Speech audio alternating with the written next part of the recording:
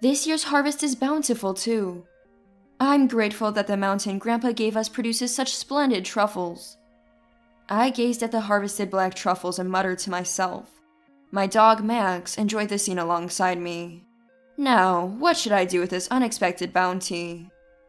Thinking this, Max and I began to descend the mountain.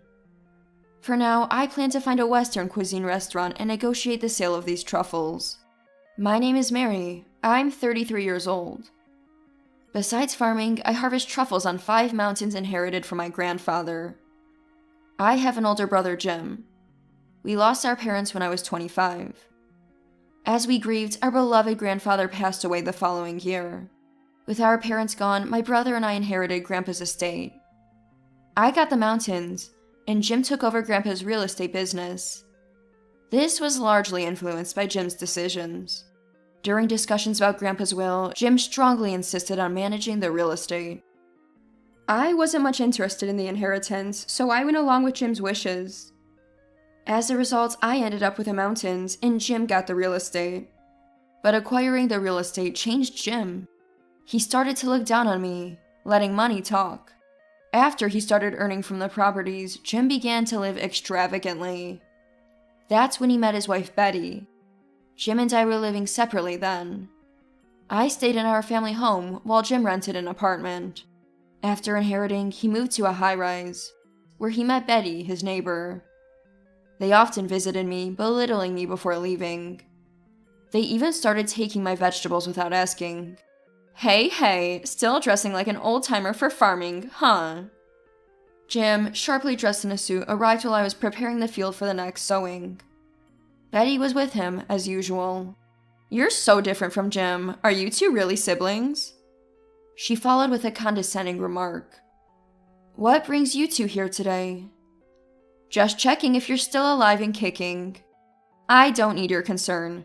If you have no business, please leave. I didn't enjoy talking to them. If I could avoid them, I'd prefer that. Aren't you going to marry? Oh, right. No one's interested, are they? I'm not particularly interested. I prefer working. Come on, don't say that. It's better to admit you can't find anyone. She's the same age as me, yet she acts superior around my brother. I met Betty's in-laws only once at their wedding. They were polite, unlike her. I wondered if it was her nature or if Jim influenced her. But I knew I didn't want anything to do with them. That's not the case. Think about it from our side.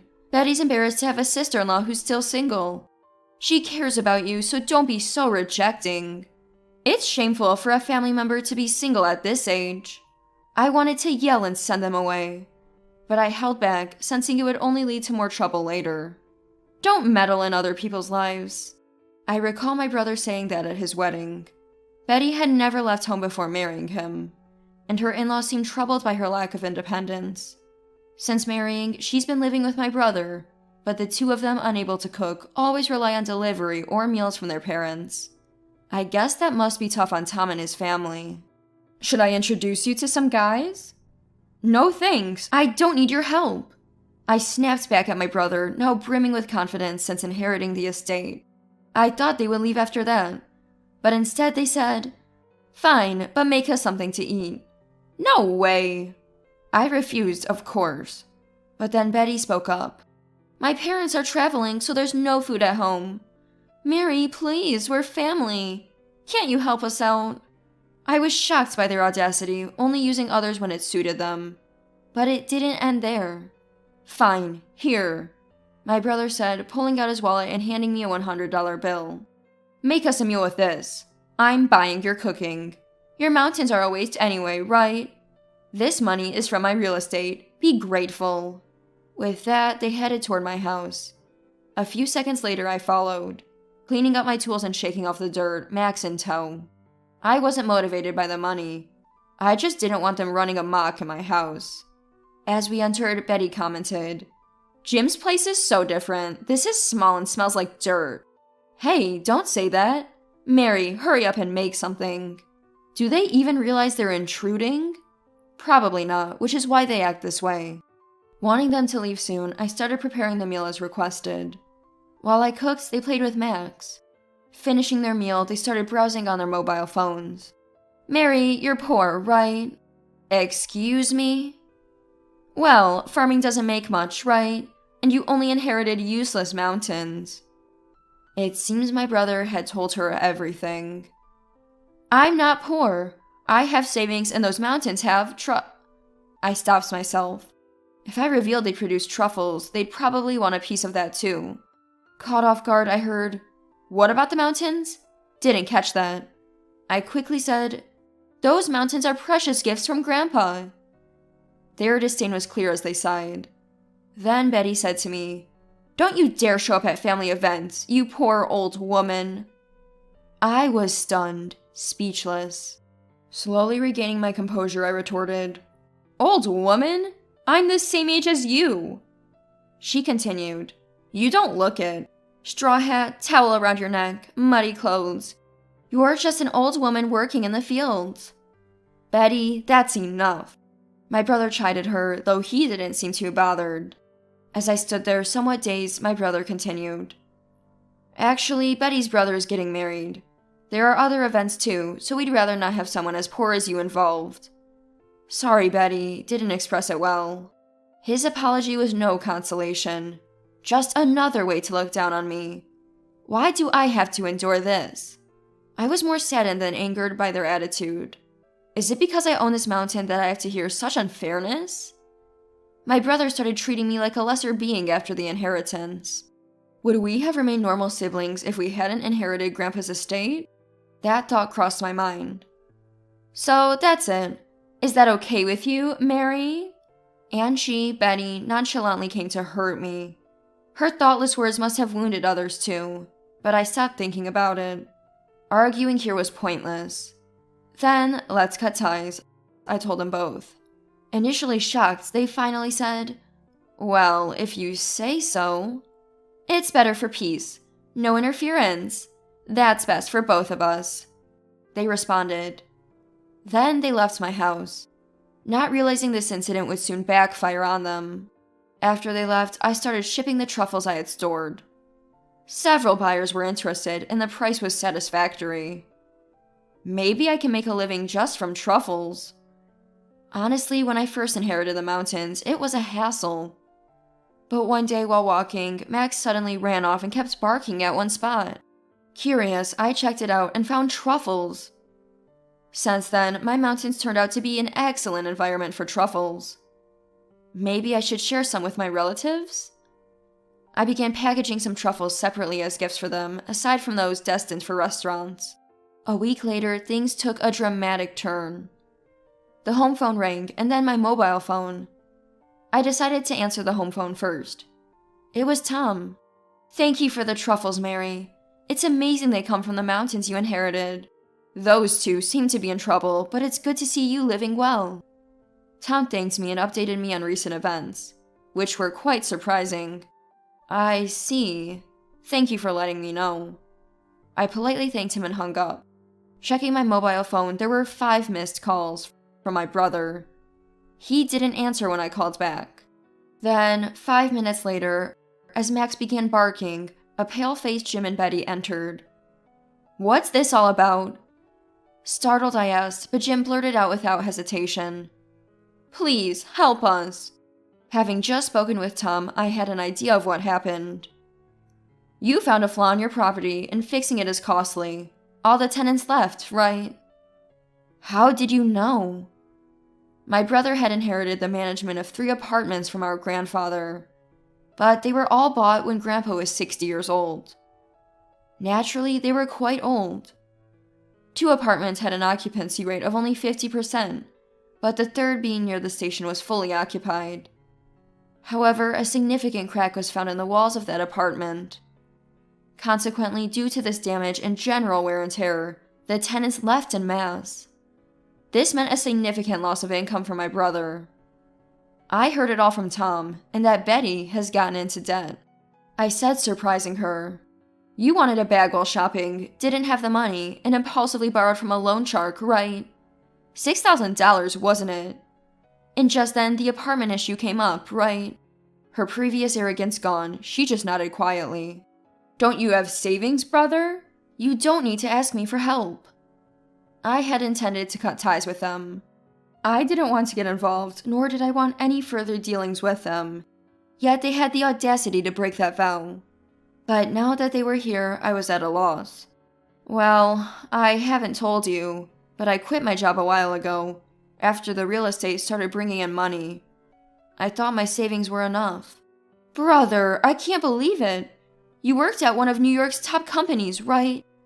I was astonished. He had been working in sales at a major electronics manufacturer with a decent salary. But he had quit without hesitation, blinded by the immediate gains. What about Betty's debt? I can't pay it. Then sell the bag you bought. When I suggested this, her face fell even more. It was stolen. I left it on a park bench for a moment. I couldn't help but laugh. Immediately, my brother scolded me. How can you laugh? Betty is suffering. Well, it's just one misfortune after another. And weren't we supposed to have cut ties? That's temporarily void. What a self-serving argument. I was appalled by their audacity. Please, lend us some money. No. I firmly rejected her plea. Then ask your in-laws for help. Before I could finish, my brother interrupted. Tom and his family are furious about this. They won't help us. So, you thought I would help you after we cut ties? Isn't that a bit too convenient? As I said this, my brother seemed to reach his limit and exploded. Why don't you share the truffles from Grandpa's mountain with us? Oh, you knew about that? Of course. Apparently some relative had told them. I had given truffles to both my parents' relatives and my in-laws. It wasn't surprising that the information leaked. Betty chimed in. That's so mean. Why would I give anything to people I've cut ties with? When I made my point, Betty and the others were at a loss for words. We said no interference. That's best for both of us. Betty, you said that, right? Yes, but... Betty responded weakly. My brother, too, looked unsure how to defend her. Why not look for a job? You're really going to abandon your own family? I'm not ashamed. You're not? The most shameful thing is how my brother has changed for the worse since the inheritance. It's embarrassing, as his sister. Your parents and I get along well. How do you think I should face them now? My brother grimaced and fell silent. Of course he would. Despite their closer relation to the in-laws, they refused to help them, while those in-laws were friendly with me. The complexity of emotions was evident.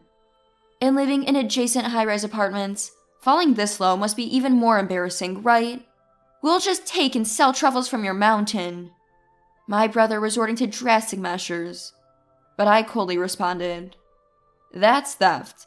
The ownership of this mountain is legally mine. You pushed it onto me. If you do anything without my permission, I'll report it as theft. What should I do then? Jim. He seemed to give up, lost for words. You're obsessed with status. Why not live within your means? You have a background in a major company. Then my brother said weakly, I'm going to leave Betty. What are you talking about all of a sudden? Well, it's obvious. Your debt is ruining our future. I'd rather be with my sister than you. What? He seemed desperate, even saying something so extreme. I was shocked. Is this what marriage is? You once bragged about it to me. If it leads to an end like yours, I'd hate it. What did you say? That's terrible. If you're going to leave so easily, you shouldn't have married. And don't use me as an excuse to run away. Be responsible for your words. I want nothing to do with you in the future. They had no response. The sudden marital dispute quieted down. Why did I? If only I knew about the truffles, I'd have chosen the mountain, not those old apartments. My brother lamented, collapsing. Seeing him, Betty began to cry, helpless. They left my house in a pitiable state. However, bad luck continues for an interesting amount of time. My brother, who valued status, drove a luxury sports car. But on the way back, he crashed into a wall on a sharp curve, shaken. Though he survived, the car was totaled. And he had forgotten to update his insurance, so he lost the car. Their lives turned dark. I heard from the in-laws that they didn't divorce but were only a couple in name, moving to a nearby apartment. They sold the inherited property cheaply. My brother had fallen completely. As for me, I expanded into a business using the mountain. I invested my savings and established a campsite, which quickly filled with reservations. My income increased tenfold. My farm, already known for truffles, became famous, and I got more contracts. It seems sharing truffles with relatives who had connections with cooperatives and restaurants paid off. Someone told me about you, they'd say on the phone. My brother, blinded by immediate gains, hit rock bottom, while I, through steady efforts, thrived. Now, I even have someone considering engagement. I plan to live my life at my own pace, steadily moving forward.